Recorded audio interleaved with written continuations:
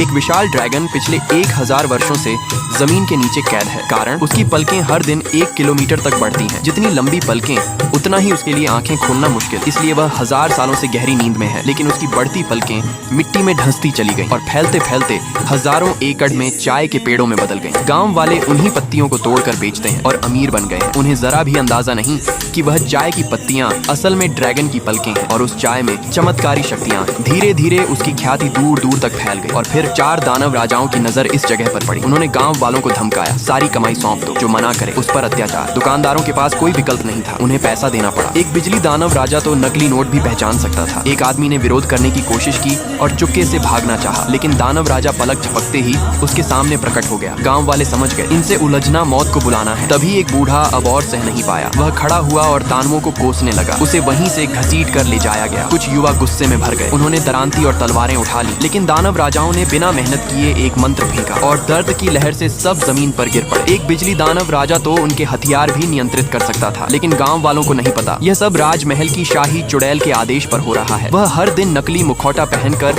खुद को राजकुमारी बताती है, क्योंकि भविष्यवाणी कहती है राजकुमारी को ड्रैगन चुनेगा और वही बनेगी इस दुनिया की चुनी हुई। उधर असली राजकुमारी घर छोड़कर भटक रही है और ड्रैगन का रक्षक जैकी पहले ही काल कोठरी में डाल दिया गया है।